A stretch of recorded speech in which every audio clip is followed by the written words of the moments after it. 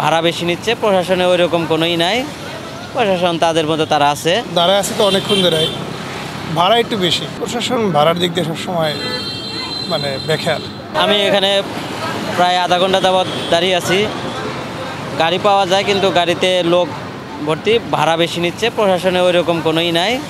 প্রশাসন তাদের মতো তারা আছে, তাদের ওই ভাড়া কেমন কী নিচ্ছে ওটার প্রতি তাদের কোনো নাই, ইন্টারেস্ট নাই। পরিবহন চালকদের সুবিধা নেবেই, ঈদের সময় এখন পুলিশের কোনোই নাই, তারা তাদের মতো এই সুবিধা নিচ্ছে। দাঁড়ায় আছে তো অনেকক্ষণ ধরে।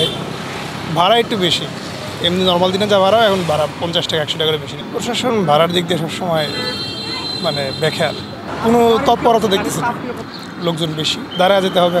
এখন 11টা থেকে এখন তো প্রায় 12:30 বেজে গেল, প্রায় 1.5 ঘন্টা যাবো দাঁড়িয়ে আছে, এখনও গাড়ি পাচ্ছি না। আমি যাবো জামালপুরের বক্সিগঞ্জে। এখন যে কয়টা গাড়ি দেখলাম প্রত্যেকটা গাড়ি ভরপুর, তার মানে এখানে যাত্রী নেওয়ার মতো কোনো স্পেস ফাঁকা নাই। তো সেই জন্য হয়তো আমি এখনও কোনো সিট পাচ্ছি না। আর যেহেতু ভাঙ্গা অবস্থায় আছি, সিট না পাওয়ারই কথা। আর এখন তো ঈদের চাপ, ঈদের চাপে হয়তো বা গাড়ি সংকট একটুটা দেখা দিবে স্বাভাবিক। তো তারই ধারাবাহিকতা হয়তো বা আমারও একটু ভোগান্তি হচ্ছে। উৎসবের খুশি হবে নগদে বেশি, কারণ ঘন্টায় ঘন্টায় আছে গিফট জেতার সুযোগ। ঢাকা টাঙ্গাইল এবং এটা হচ্ছে উত্তরবঙ্গের একটা গুরুত্বপূর্ণ রাস্তা।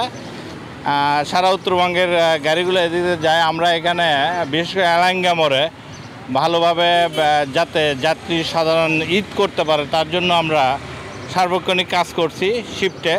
ইনশাল্লাহ এখন পর্যন্ত কোনো সমস্যা হয়নি। আজকে 27 তারিখ, তো আজকে বিকেল থেকে আশা করা যায় আরও গাড়ির চাপ বাড়বে। ইনশাল্লাহ আমরা এলাঙ্গা মোড়টা নির্বিঘ্নে আমরা পার করে দিচ্ছি, যাতে ঘরমুখে মানুষ ঈদমুখে ভালোভাবে ঈদ করতে পারে। এর জন্য আমরা নিরলসভাবে কাজ করছি। ইনশাল্লাহ আশা করা যায় এখন পর্যন্ত কোনো সমস্যা হয়নি, সামনেও হবে না।